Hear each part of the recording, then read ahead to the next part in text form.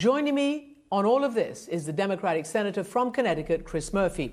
He sits on the Senate Foreign Relations Committee, and he's chairman of the subcommittee on the Near East, South Asia and counterterrorism, and he's just wrapped up a congressional tour from the region. Senator Murphy, welcome back. Good to see you in Washington, D.C. So let's just start with the beginning. Many promises to American and other officials that this will be an inclusive government. It is not, and there's protests still. How do you engage with this group, or continue to engage with them, as the president has said he wants to do? We've known who the Taliban is for 20 years. We listened to the promises they made about being different this time around, but those of us who have been following Afghanistan looked at all of those with a mountain of salt. Listen, we have no choice right now but to be in a dialogue with the Taliban, whether we like it or not. First and foremost, we still have people we need to try to get out of the country. And second, we plan to do the work necessary to hold them to their commitment. Their commitment was that if they came back into power, they would make sure that al-Qaeda never had a footprint within Afghanistan. And so we have to be in a dialogue to hold them to that particular promise. That's that is absolutely vital to American interests. But yeah, not shocking that this is a government that looks a lot like the one that ran Afghanistan 20 years ago. That's part of the reason we were there for the last 20 years, trying to work to stand up an Afghan military and an Afghan government that would actually work to keep the hands of government in the hands of more moderate elements of Afghan society. Obviously, the Afghan government and Afghan military didn't want to do the hard work necessary to make that happen. Obviously, there's conflicting views on that. Many people do believe that they did, and were just sold out by the American administration, starting with President Trump. So I do actually, in terms of the Doha negotiations, which cut out the government, as you know, I want to ask you then, because, you know, we have had the head of the General Accounting Office on Afghanistan on our program several times, particularly in the aftermath of the collapse. And, you know, he has said, and many others have looked back and found how actually there was so much ostrich-like head in the sand from American officials, whether they're military on the ground, whether they're in Congress, whether they're in the White House, some in the media, some policymakers, just wanting to make this something that it wasn't. And he talked about not a 20-year war there, but 21-year wars. In other words, not exactly optimum. Do you think that the U.S. bears some responsibility as well, whether it's Congress, the military, or all the rosy predictions that were put out for so long? Well, listen, it's clear that there was intelligence coming out of Afghanistan over the course of the last 10 years telling American policymakers and American presidents that when the United States left, the Afghan government and military were not going to be able to hold the country against the Taliban. And so I think the most important question now is, you know, why did we engage in a fantasy for an extra 10 years? Why did we spend another $1 trillion? Why did we subject that country to a civil war in which tens of thousands of Afghan civilians were being killed or badly hurt? And why did we have a lot of American blood spilled during that time? I mean, listen, it's awful to come to the conclusion that the United States But you have an answer to that, cannot. Senator, because you're on the Senate Foreign Relations Committee. You're a senior member of the American political class. You're on the Senate Foreign Relations Committee. Do you have an answer to those whys that you've just raised?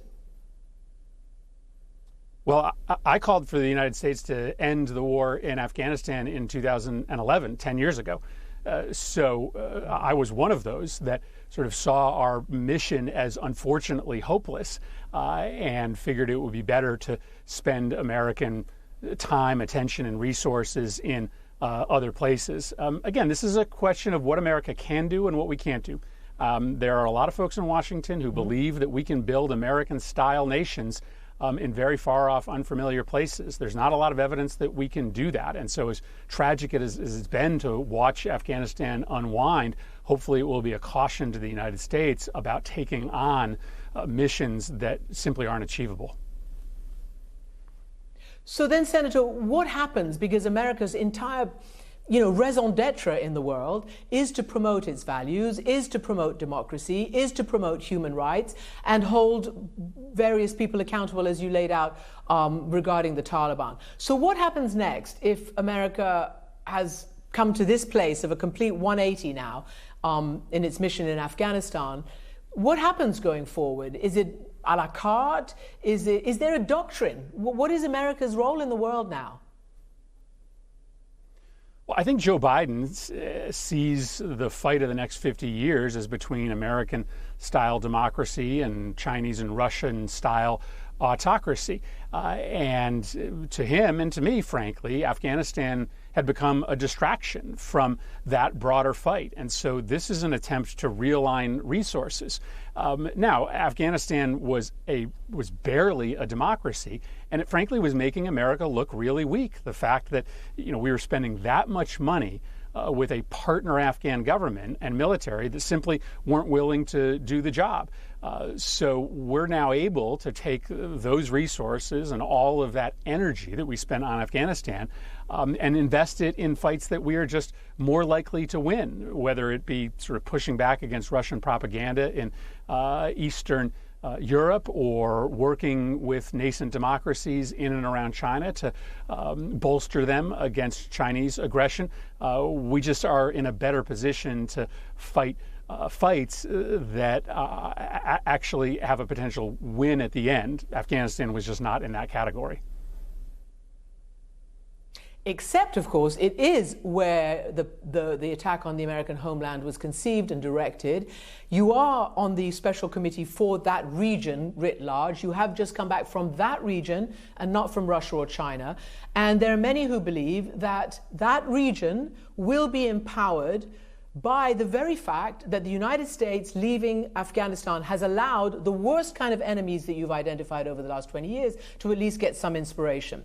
So, what do people in Lebanon, in Tunisia, even in Israel, what have they been saying to you? Let's just take Tunisia, where presumably you're trying to push a return to democracy over the current emergency laws that are underway there.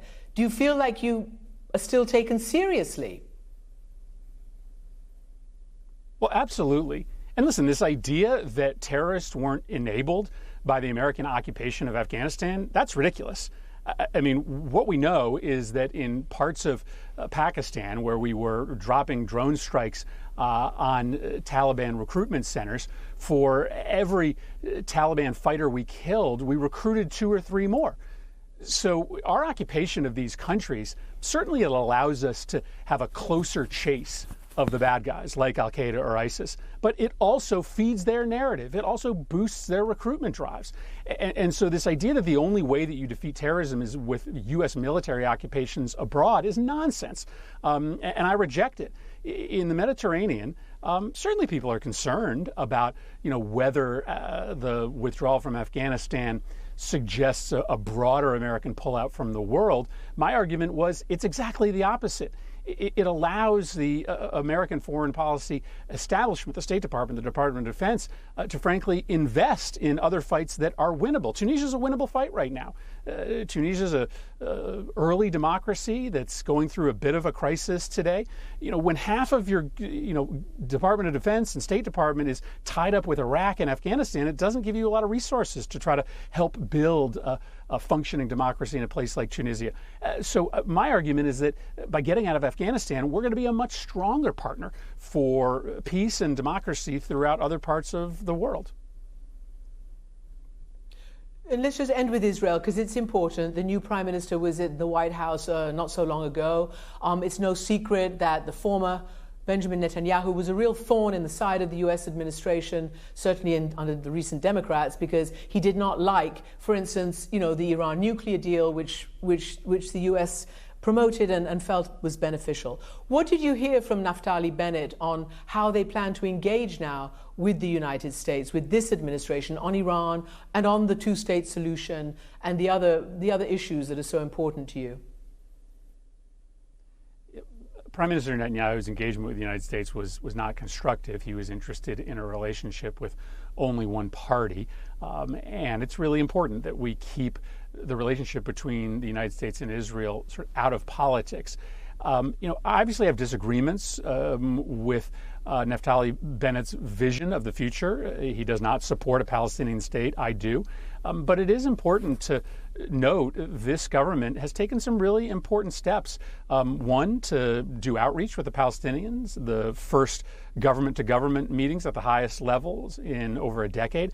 And they have begun to open up humanitarian pathways into Gaza to try to relieve the suffering there in a way that the Netanyahu government would have never contemplated.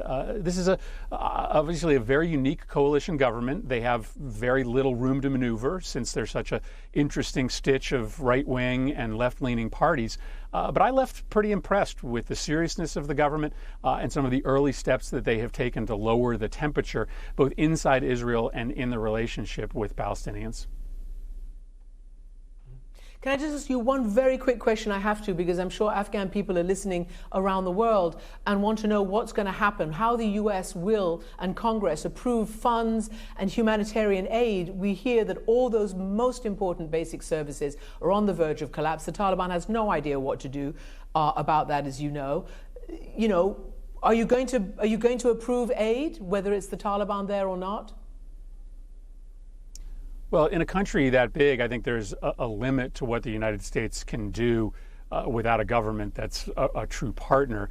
It's much more likely that our aid would move through NGOs, nonprofit organizations. There's plenty of examples around the world in which we don't have a working relationship with the government, but we continue to flow humanitarian aid into that country, Gaza being an example. So that certainly is, I think, a viable pathway in Afghanistan, and one that I think many members of Congress will be open to.